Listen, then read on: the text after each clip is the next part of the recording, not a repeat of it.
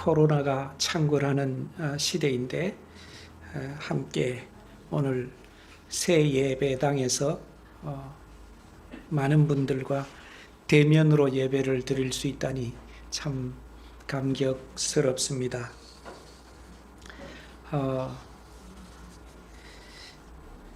아마 오늘 설교의 핵심 단어가 뭐냐 이렇게 먼저 질문을 하시는 분이 혹시 계셔요? 좋은 삶이라고 하는 이 키워드를 가지고 저희가 한번 오늘의 본문 말씀이 주는 은혜를 함께 나누었으면 합니다. 우리 모두는 사실 좋은 삶을 살아낼 수 있기를 원합니다. 삶을 사는 동안 흔들림이 없고 뿌듯한 그런 삶, 혹 흔들림이 있더라도, 혹 난이도가 매우 높은 그런 삶의 여정을 걸어가더라도 결국에는 균형을 잡아내고 그 맡겨진 삶의 여정을 잘 감당해내는 그런 삶을 우리는 살아내기를 원합니다. 때로는 매우 사려 깊게 우리 삶의 과제가 무엇인지를 판단을 내리고 그 잘 설정된 삶의 과제를 심혈을 기울여 아주 성공적으로 수행해내는 수행하다라고 하는 영어 단어를 혹시 아시는 분이 계시는지 모르겠는데 perform하다, performance라 그럽니다. 어쩌면 삶은 이렇게 수행의 여정 가운데 있다. 근데 이 수행, 이 퍼포먼스를 아주 잘 감당해내는 삶의 여정을 통해서 그런 삶이 될 때 그런 삶을 우리가 좋은 삶을 살았다라고 이렇게 회고할 수 있지 않을까 생각해 봅니다. 그런 좋은 퍼포먼스가 일생의 과정 속에서 거듭해서 전개되는데 우리가 항상 그렇지만은 않습니다. 넘어지기도 하고 그리고 실수하기도 하고 죄의 수렁에 내동댕이 쳐져서 매우 큰 부끄러움을 겪기도 하고 정말 아슬아슬하고 긴장된 순간 눈물과 콧물을 쏟으면서 자신의 삶을 되돌아보는 그런 순간들도 없지 않죠. 그럼에도 불구하고 우리의 삶은 좋은 수행, 좋은 그 퍼포먼스가 이루어질 수 있도록 하는 그런 삶의 소중한 토대가 무엇일까? 이런 질문이 아마 오늘 이 본문 말씀 안에서 우리가 발견할 수 있는 해답이 되었으면 좋겠습니다. 삶을 아주 훌륭하게 수행해 가는 과정 속에 우리는 때때로 삶의 기쁨을 누립니다. 그리고 삶을 아주 잘 수행해서 좋은 결과를 볼 때 우리는 우리 자신에게 잔치를 베풀죠. 그렇지 않아요? 때에 따라서는 친구들을 청해서 같이 파티를 합니다. 여기 파티 좋아하는 분이 계세요? 저는 굉장히 좋아하는데요. 좋은 삶을 살고 그것을 함께 나누고 그것을 함께 기뻐하고 즐거워하는 그런 삶이 이 좋은 퍼포먼스의 좋은 수행의 여정 가운데 자주 찾아왔으면 좋겠습니다. 그런데 우리가 이런 좋은 삶을 살았을 때에 부모님이 그 자식이 그 좋은 삶을 사는 것을 지켜보는 동안에 그 부모님의 마음에도 기쁨이 일렁거린다는 거 혹시 아세요? 그런 것처럼 하나님의 사랑하는 자녀들이 이 세상을 살아가는 동안에 그 삶을 잘 수행해 나가는 모습을 지켜보시는 하나님, 그렇게 그 삶을 마치고 생을 마친 사람들에게 하나님께서 뭘 하세요? 불러서 파티를 하십니다. 그게 하나님 나라의 잔치예요. 우리는 이 하나님 나라의 잔치에 초대받은 사람으로서 이 세상의 여정을 걸어가고 있는 것입니다. 우리의 삶을 지켜보시고 우리의 삶을 위로하시고 우리의 삶에 용서의 은총을 베푸시고 우리의 삶 가운데 연민의 눈길을 기울이시고 마음을 쏟으시는 사랑의 하나님께서 우리의 삶이 좋은 삶이 되기를, 그 삶의 결실 가운데서 함께 기뻐하고 하늘나라의 잔치 가운데에 머무르시기를 원하시는 우리 좋으신 하나님 앞에서 우리가 우리 생의 여정의 길을 걸어가고 있다는 이 놀라운 사실, 이 감격적인 우리 인생의 은총에 대해서 얼마나 우리는 참 은총을 입었다는 고백 가운데 살게 되는지요. 오늘 어떤 삶을 살고 계십니까? 좋은 퍼포먼스를 계속해서 잘 이루어내고 있습니까? 조심하고 애쓰고 땀 흘리고 눈물 가운데서 기도하면서 내 인생의 그 온전한 모습, 내 인생의 그 아름다운 모습, 한 번 주신 하나님의 인생인데 우리가 얼마나 이 인생을 귀하게 여기고 아름답게 가꾸어서 훌륭한 퍼포먼스의 그 수행의 그 내용을 갖추어 가야 되지 않겠습니까? 지금 어떤 시간이세요?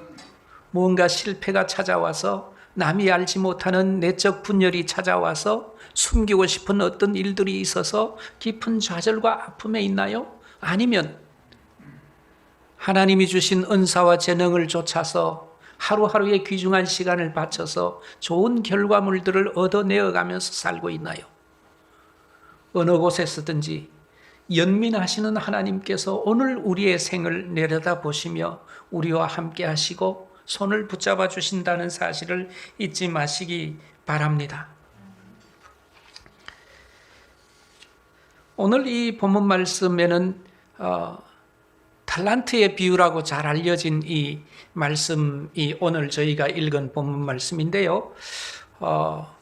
이 본문 말씀은 위기의 시대, 심판의 날, 종말의 때에 읽어야 하는 그런 본문의 말씀입니다.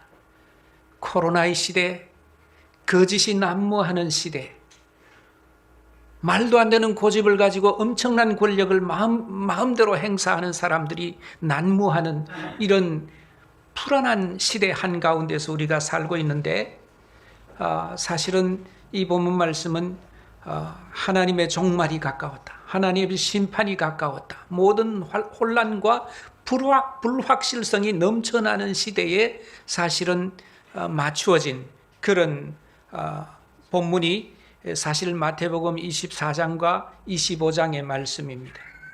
심판에 관한 말씀이죠. 마태복음 24장에 노아의 이야기가 나옵니다. 노아의 시대는 무슨 시대입니까? 홍수 대심판의 시대입니다.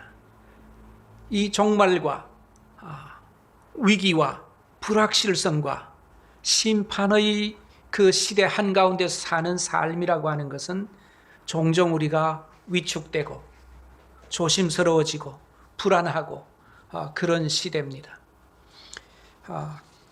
근데 오늘 이 본문은 사실 조금 다른 좀 편안한 지식에 관한 것을 조금 말씀드리겠습니다. 많은 학자들이 마태복음을 연구하면서 나름대로 어느 정도 이렇게 좀 생각이 결이 같아지는 하나의 가르침 같은 게 있는데, 그게 뭐냐면 이 마태복음이 대체로 주후 85년경에 안디옥이라고 하는 곳에 있던 교회에서, 그게 터키하고 요르단 북부, 시리아 북부 쪽에 있는 그런 곳이었는데, 거기 그 안디옥 교회는 사실 그 스데반의 순교로 말미암아서 사람들이 이주해간 그런 도시, 멀리 북방으로 상당히 멀리 이주해 가서 거기서 신앙의 자유를 지키려고 모였던 그런 교회였고, 바나바 장로님이 오셔가지고 재산을 바치고 사도 바울이 거기에서 또한 선교사로 파송받고 했던 그런 교회입니다. 근데 이 교회가 주 85년경에 그동안에 예배 드리면서 주님 잘 간직해왔던 주님의 말씀을 전체적으로 한번 잘 재구성해서 우리 신앙의 경전을 이렇게 만들었다라고 해서 마태복음이 주후 85년경에 만들어진 그런 복음서입니다. 근데 이 복음서 안에는 주님의 사랑의 기억, 주님의 온갖 그 말씀과 주님 베푸신 기적에 관한 모든 그런 기억들이 파편적으로 기억하던 것을 교회 내에서 전체적으로 다 재구성하고 잘 정리를 했는데, 이 말씀을 그러니까 대체로 4월달, 지금은 우리 지금 11월인데 4월달 첫째 주, 둘째 주 정도의 이 말씀을 예배 때에 이 마태복음 공동체가 읽었다, 그렇게 나와 있습니다. 그런데 이 안디옥에는 유대교를 신봉했던 유대인들의 공동체가, 원래 유대인들의 공동체가 훨씬 더 크고 회당 공동체가 있고 그 다음에 이 교회 공동체가 있었습니다. 그래서 이 회당 공동체에서는 주로 창세기 6장 노아의 홍수 심판에 관한 말씀을 볼 때에 개신교라고, 그러니까 기독교 공동체죠. 이 기독교 공동체에서는 이 마태복음 24장과 25장을 읽었다. 그리고 4월 중간쯤, 4월 중순쯤에는 6월절인데, 그때 6월절에 출애굽기, 무교절, 그 밤에 피를 뿌리고 그 다음에 사람들이 이 모세와 함께 애굽을 탈출을 하고 홍해를 건너고 거기서 죽다 살아나는, 그리고 군병들이 쳐들어왔지만 결국은 거기서 생명을 건지는 6월절 이야기를 회당 공동체가 읽을 때, 이제 교회 공동체 안디옥 교회에서는 마태복음 26장, 7장, 8장을 봤는데, 거기에 이제 예수님께서 최후의 만찬을 하시고 무교절, 무교절의 기억을 말씀을 주시고, 그리고 동산에 가셔서 겟세마네 동산에 기도하실 때 군병들이 쳐들어오고 결국 잡혀서 십자가에 달리시고 죽으시고 다시 살아나시는 이런 부분들이 이 4월 중순에 회당 공동체가 출애굽 사건을 읽을 때 이쪽에서는 예수님의 십자가 사건을 읽는 그런 예배의 흐름을 타고 있었다. 그리고 그렇게 하고 나서 이제 50일 후가 되면은 그 중간에 계속 안식일마다 읽는 말씀이 있고, 그 다음에 오순절이 되었을 때 주로 회당 공동체 오랫동안 오순절에 읽었던 말씀이 시내산에 관한 말씀이었어요. 시내산에 모세가 산에 올라가서 하나님의 말씀을 받아서 십계명을 받고, 그 십계명과 함께 이스라엘 백성이 가나안 땅에 들어가서 사는 동안에 어떻게 살아야 되는지 아주 세세한 율법 조항들이 있는데, 그거를 우리로 치면 일종의 헌법하고 비슷한 거죠. 십계명과 함께 새로운 공동체가 어떤 방식으로 삶을 살아야 될지를 이렇게 쭉 하는 그런 산상에, 신의 산으로부터 받은 그 말씀을 읽는 그런 시간에 회당 공동체가 그걸 특별히 귀하게 생각하고 있을 때에는 이쪽 공동체는 산상수훈에 예수님께서 해주신 팔복의 말씀을 비롯해서 마태복음 5장부터 7장에 이르는 그 산상수훈의 그 놀라운, 그게 바로 새로운 공동체가 어떻게 살아야 될 건가, 새로운 공동체의 대헌장이죠. 그 대헌장, 교회 공동체의 대헌장에 관한 말씀을 이제 오순절에는 읽었다. 그래서 이쪽 회당이 읽는 말씀하고 그 나란히 새로운 공동체는 어떤 신앙의 세계를 갖고 있는지, 예수의 말씀을 어떻게 따르는지, 이런 부분들을 가지고 그 공동체의 자기의 정체성을 잘 꾸려갔었는데, 오늘 이 본문 말씀에 나오는 이 마태복음 24장과 25장은 이 종말의 시대, 위기의 시대, 불확실성의 시대에 우리는 어떻게 살아야 할 것인가 라고 하는 것을 우리 지난주에 배우지 않았습니까? 열 처녀의 비유 속에 기름을 준비한 5처녀, 하나님 나라의 잔치에, 신랑과 함께 기뻐하는 잔치에 들어가는 사람들은 기름을 준비했다. 기름이라고 하는 거 우리는 좀 막연하지만은 마태복음 공동체의 구성원들에게는 기름이라고 하는 게 너무나 선명한 거예요. 그 기름이라는 게 결국은 그 기름이 그 기름은 하나님의 그 지성소에 들어가서 바르는 기름이고, 제사장을 임직시킬 때 바르는 기름이고, 그래서 그거는 거룩한 기름이고, 그리고 그 기름은 주님의 장례를 준비할 때 발랐던 향유의 기름이고, 그리고 그 기름은 사람들을 치유할 때 쓰는 상처를 치유하는 그런 생명을 살리는 그런 기름이고, 그리고 그 기름으로 해서 빛을 비추어내는 그런 기름이었기 때문에 기름을 잘 준비한다라고 하는 것은 우리가 이 세상을 살아가는 동안에 어떻게 사람을 치유하는 그런 삶의 여정을 살고 자신의 삶을 하나님 앞에 단정하게 바치는 거룩한 삶을 살아내고, 더 나아가서 그 기름을 가지고 우리의 삶을 통해서 세상에 밝은 빛을 비추어내는 그런 삶의 여정을 걸어온 그 사람들에게 하나님께서 잔치를 베풀어 주시는, 신랑의 잔치에 들어가는 그런 일로 아주 선명하게 이해가 되었던 그런 말씀, 공동체의 정체성이었죠. 그리고 이 달란트의 비유에서 또 공동체의 정체성 부분이 드러나는데 두 가지를 대조했죠.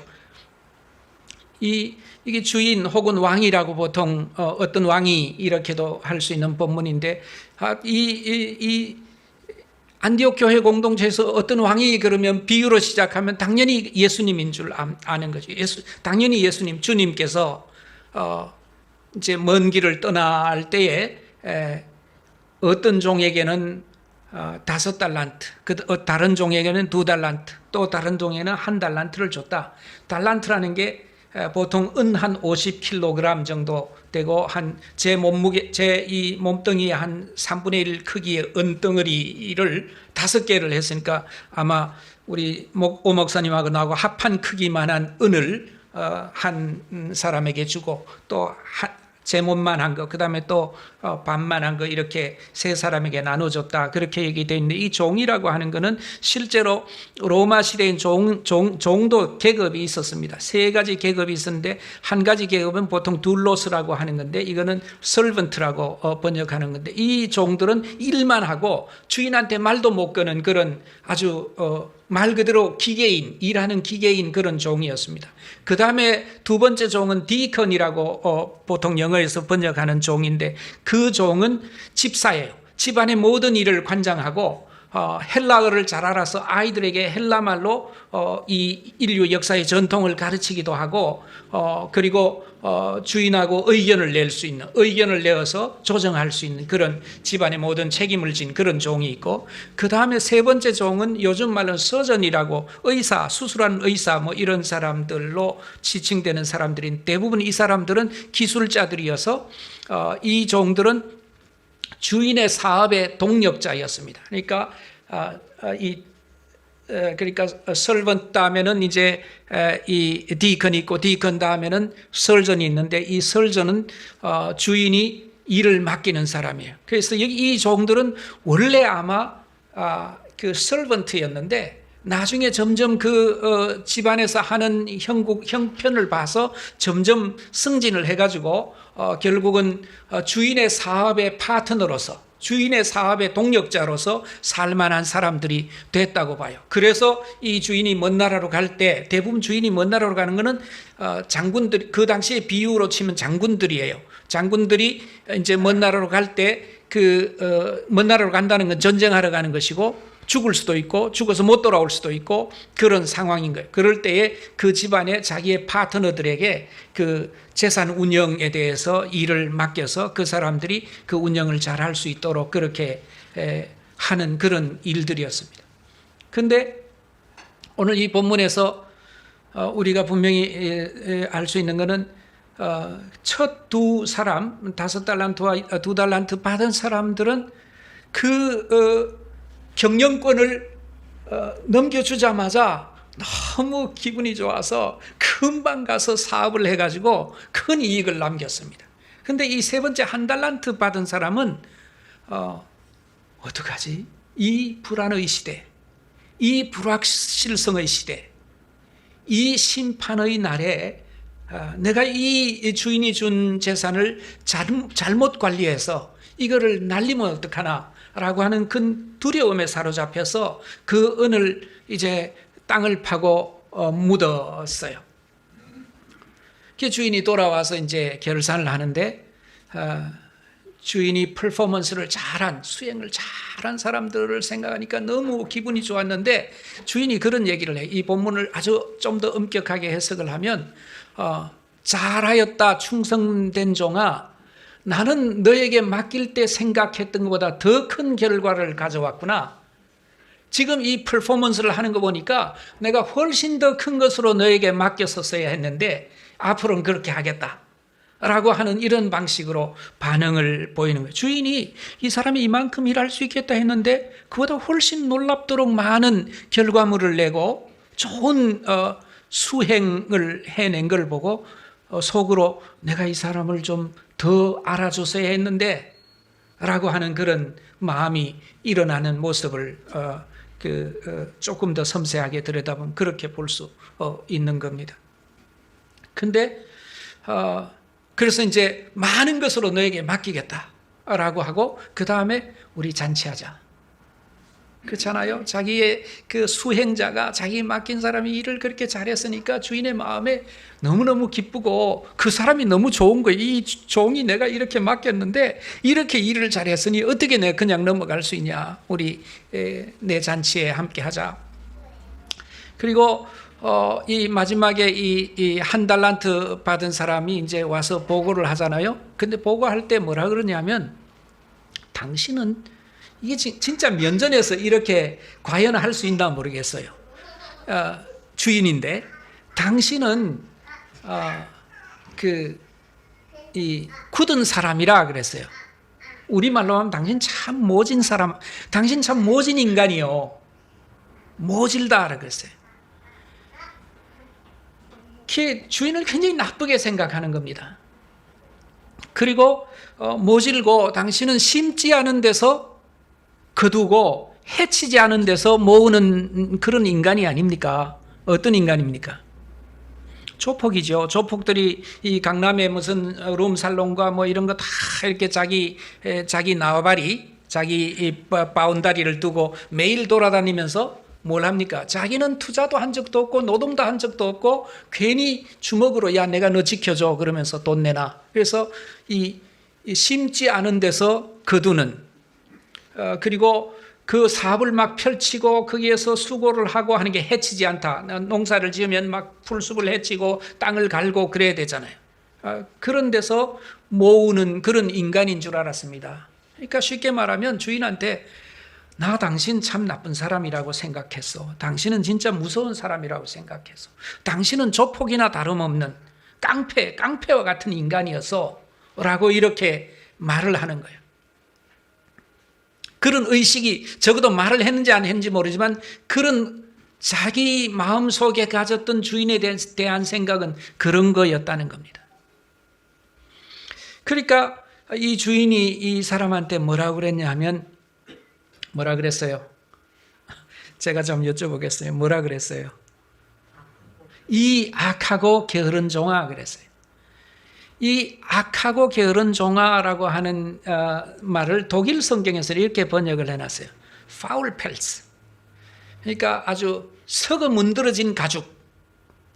이 썩어 문드러진 가죽아 놈팽이야. 곰팡내 나는 놈아. 이 파울이라는 말은 곰팡이가 썩었다 이런 뜻이거든요. 그러니까 이 사람이 그 주인에 대해서 가지고 있는 그 부정적인 생각, 주인에 대해서 잘못 알고 있는 그 생각 자체가 이 인간을 부패하게 했다는 겁니다. 그리고 그 다음에는 이 악하고 게으른 종아 그랬잖아요. 이 게으른이란 말은 아무짝에도 쓸모없는 인간이라는 겁니다. 그러니까 이게 아무짝에도 쓸모없는 인간이다. 이 사람이 이렇게 곰팡이가 끼고 썩어 문드러진 존재가 되고 그리고 아무 가치 없는 그런 존재가 된 것. 예를 들어서 어떤 시계가 이게 방수시계다. 방수시계인데 물에 집어넣었어요. 물이 새면 그건 쓸모없는 거잖아요. 지금 이 인간은 그런 인간이라는 겁니다. 이 일을 맡겨도 쓸모가 없는 그런 인간이라는 거죠. 근데 이 인간이 왜 이런 인간이 됐을까? 근거는 어디 있는가? 주인을 나쁘게 보았다는 데 있어요. 주님을 나쁘게 보았다. 하나님을 나쁘게 보았다는 그런 의미로 이 마태복음 교회 공동체 다 이해를 하는 거예요. 하나님을 나쁘게 생각하고 주님을 나쁜 분으로 이렇게 생각하는 그런 생각이 있으면 인간이 부패한다. 그렇게 진실하시고 정직하시고 사랑에 충만하시고 빛이신 주님을 그렇게 부정적으로 생각하는 그 순간 그 인간은 자기 내면 세계가 사실상 진실로부터 떠나고 거짓되어지고 그리고 인간으로서 올바른 기능을 할 수 없는 존재가 됐다. 이런 이야기입니다. 그래서 우리가 좋은 삶을 산다 라고 하는 것이 어디로부터 가능하냐? 좋은 삶을 사는 우리의 근거는 하나님이십니다. 우리가 좋은 삶을 사는 근거는 우리 주 예수 그리스도이십니다. 우리가 하나님을 알고 우리 주 예수 그리스도의 말씀을 우리 인격 속에 가지고 들어오고 그 말씀이 우리의 인격을 살리고 생생하게 만들고 그렇게 해서 우리 존재가 이 땅 위에서 곰팡이 쓸은 존재가 아니라 좋은 퍼포먼스를 해내는 좋은 삶을 살아갈 수 있는 그런 길로 우리가 인도함을 받는다라고 하는 사실을 이 본문 말씀이 우리에게 깨우쳐 주고 있습니다. 그래서 우리는 주님의 말씀을 가까이 하고 그 교훈을 내 인격 속에 깊이 가지고 들어와서 내 삶의 내용을 삼고 하나님을 깊이 경외하고 그렇게 해서 내 삶을 가지런하고 잘 가꾸어서 내 삶의 여정 속에 정말 아름다운 삶의 열매를 거두어가는 그런 생의 길을 걸어가도록 조심하는. 그런데 중요한 건 이런 거예요. 되게 위기의 시대, 종말의 시대, 혼란의 시대, 불확실성의 시대에 사람은 흔들리기 마련입니다. 그리고 두려워하는 마음이 생기기 마련입니다. 그런데 그런 시대에도 불구하고 두려움에 사로잡히지 않고 그런 시대에도 불구하고 하나님의 좋으심에 대한 우리 주님의 아름다우심에 대한 깊은 신뢰와 그 안에서 누리는 안식의 기초에서 마음껏 하나님 주신 은사를 쫓아서 자신의 삶을 계속해서 구성해 나가고 그리고 그 삶을 통해서 퍼포먼스가 제대로 이루어지는 그런 인생을 살자. 위기의 시대에. 코로나 시대잖아요. 위축이 될 수도 있고 조심스러울 수도 있고 그렇게 해서 두려워할 수도 있고 그 두려움에 사로잡혀서 자기 인생의 내면 세계를 점점 더 우울하게 끌고 가고 그래서 삶이 이렇게 낙담이 되고 그래가지고는 안 되죠.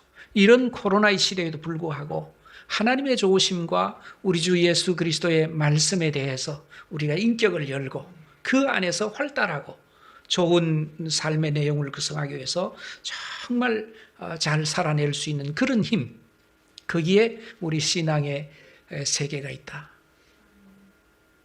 조금 더 할까요? 왜 시계가 없으세요? 많이 하시라고 시계를 없앴습니다.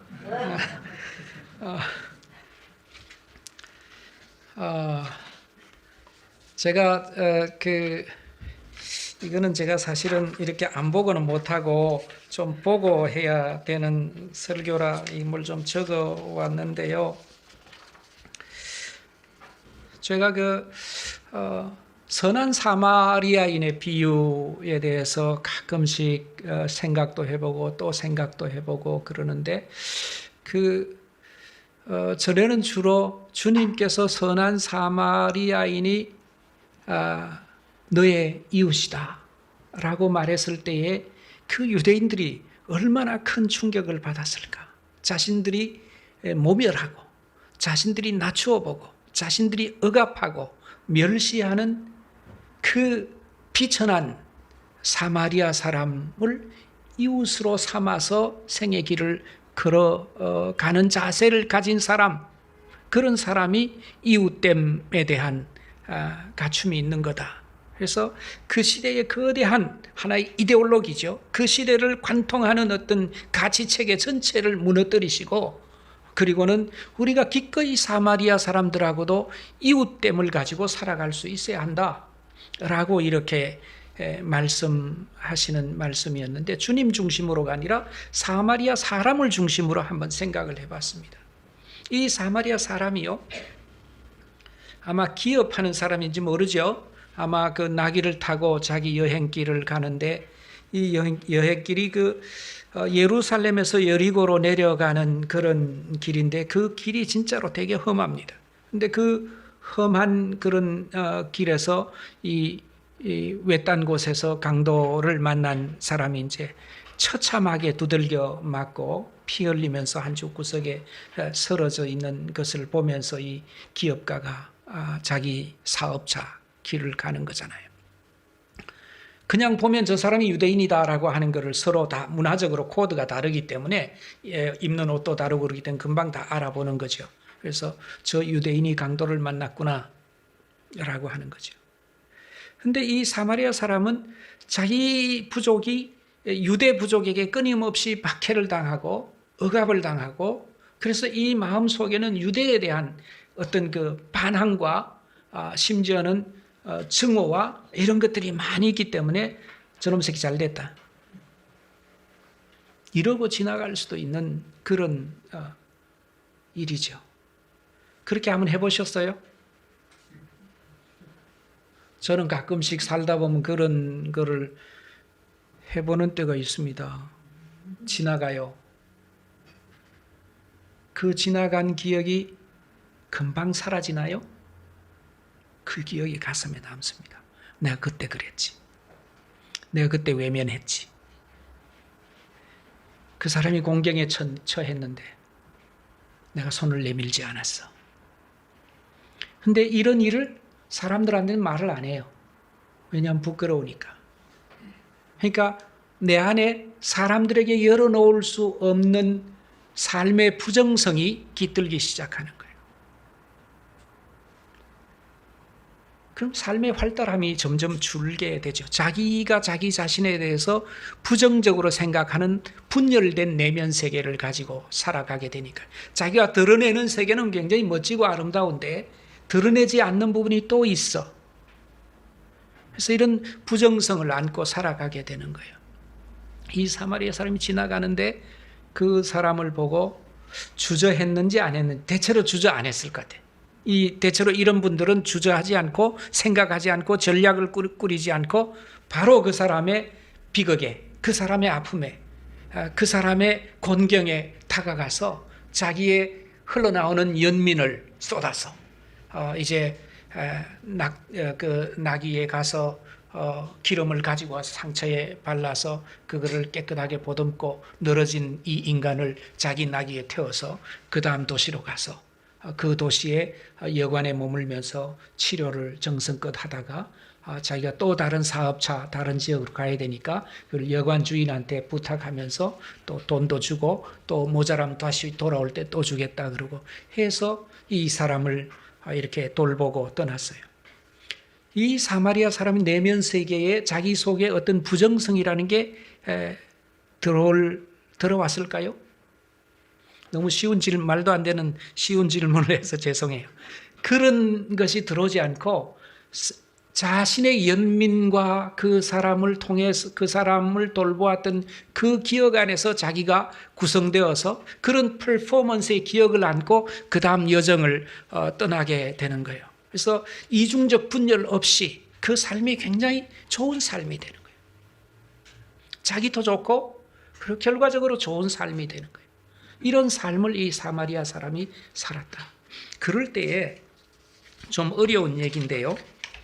우린 종종 그 이스라엘과 이 유다와 그 사마리아 사이의 증오와 혐오와 배척과 억압의 관계에 있을 때에 이 사마리아 사람은 이런 억압과 혐오와 그 공격의 어떤 그 받는 피해자의 입장의 이런 프레임에 이렇게서 살아가게 됩니다. 근데 이런 프레임에서 보통 우리가 하는 반응은 내가 기어이 원수를 갚고 말 거야. 저렇게 나쁜 놈을 난 용서할 수가 없어. 라고 하는 마음, 피해자의 마음 속에는 그런 마음이 있습니다. 우리가 일본을 대할 때에도 사실 일본이 역사 해석을 저렇게 하는 걸 보고 참 일본 사람들이 정직하지 못하고 정치 지도자들이 저렇게 과거사를 정면으로 바라보지 못하고 그래서 나쁜 놈들이야.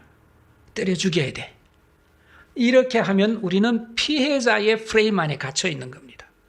근데 우리가 이 피해자의 프레임 안에 갇혀서는 계속해서 이 갈등 구조를 벗어날 수가 없는데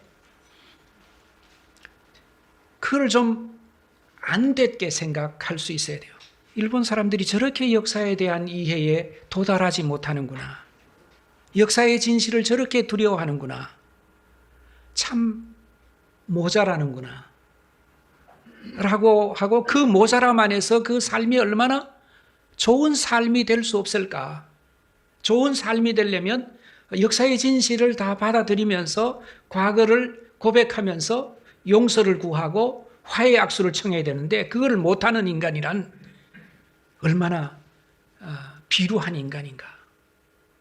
그래서 저렇게 비루함에 빠진 사람에 대한 어떤 연민, 저 사람들이 더 성숙하기를 바라고 더 성장하기를 바라고 더 좋은 민족이 되기를 바라고 더 좋은 역사 교육을 받아서 사람으로서 더 이상 이중성을 갖지 않고 부정성을 갖지 않고 이걸 터뜨려서 새로운 어떤 역사 현실 속에 도착할 수 있는 그런 민족이 됐으면 좋겠다. 라고 이렇게 하게 되면 일종의 그 사람들의 부족함에 대한 연민의 태도가 되는 거죠. 그러니까 반발, 혐오, 미움 이런 게 아니라 연민의 어떤 태도를 가지게 되는 거죠. 사마리아 사람도 결국은 그렇게 했다고 봐요. 그러니까 자기를 박해하는 유대인에 대해서 저놈 잘됐다.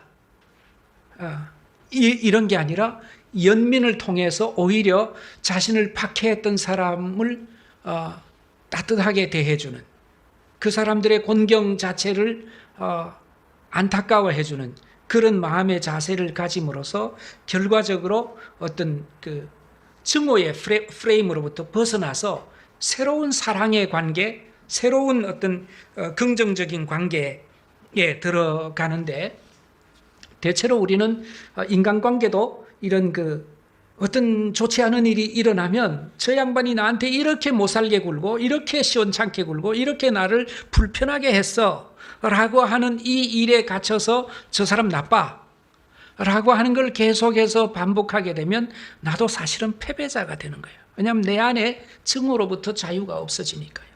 근데 이런 상황에서 한 걸음 나와서 저 사람이 저런 실패의 인생, 퍼포먼스가 좋지 못한 인생의 길을 가니 참 안 됐다. 더 좋은 퍼포먼스를 하면서 살았으면 좋겠다. 위에서 기도하고 연민의 마음을 가지고 그 사람을 바라보고 그리고 위로하고 나한테 준 상처를 기억하는 게 아니라 그 사람이 겪는 그 삶의 왜소성, 삶의 부정성 이런 것에 빠져있는 인간이 얼마나 비참해요. 그런 비참을 읽어내고 따뜻한 사랑의 마음을 불러일으켜서 새로운 관계로 이렇게 들어가는 그런 방식으로 이 사마리아 사람이 살았구나. 이런 생각을 해보았어요. 우리는 이 세상을 살아가는 동안에 좋은 퍼포먼스를 하려면 우리 주님께서 이 세상에서 당신을 해하시는 사람들을 향해서 저 사람들이 알지 못해서 그러니 저들을 용서하여 주소서라고 연민의 마음을 가지고 사람들을 바라보고 하나님의 은총을 구했던 것처럼 교회 생활도 가끔씩 그렇잖아요. 교인들하고 어떻게 다투어가지고 저 사람 나쁜 교인이야 이렇게 우리가 경험을 하는데,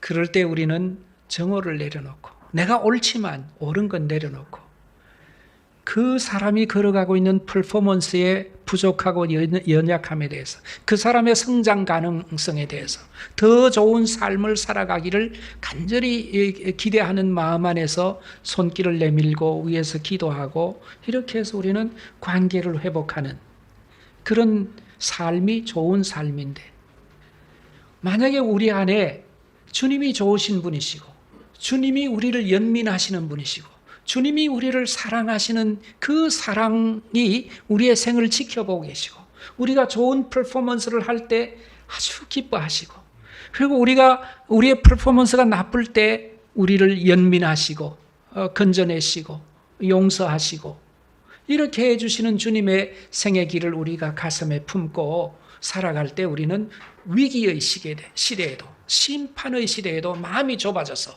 내가 거칠어지고, 내가 혐오하고, 내가 왜소해지고 하는 이런 인생의 길을 우리가 걷지 않을 수 있다.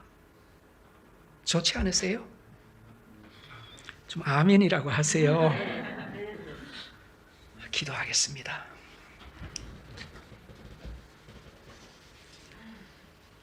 아버지 하나님, 당신의 그 지극하신 사랑, 악인과 선인을 가리지 아니하시고 햇볕과 비를 내려주시는 그 지극하신 긍휼, 우리의 초라함과 누추함과 부족한 퍼포먼스에 대해서 연민의 눈길을 비추시고, 손을 내밀어서 우리가 수렁에서 일어나서 새로운 삶을 담대히 걸어갈 수 있도록 도와주시고, 주님의 말씀을 통해서 우리 인격 속에 깊이 깃들어 있는 혐오와 비판과 증오의 정서를 성령의 놀라운 감동 안에서 씻어주시고, 오히려 우리를 아프게 하는 사람들을 향한 따뜻한 사랑의 품성과 자세로 새롭게 일어설게 해주시고, 그래서 우리로 하여금 퍼포먼스가 참으로 좋은, 우리의 수행이 참으로 좋아지고, 그래서 우리 주님께서 그거를 바라보시면서 기뻐하시고, 그 잔치, 그 하늘나라의 잔치에 우리를 초대하셔서 우리와 함께 기뻐하시는 우리 주님, 우리 하나님의 은총을 생각하며 이 11월 코로나의 시대를 우리가 잘 살기를 원합니다. 주의 은총과 주의 사랑으로 우리에게 넘치도록 부어주시며 저희를 연민하여 주시옵소서. 예수님의 이름으로 기도드립니다. 아멘.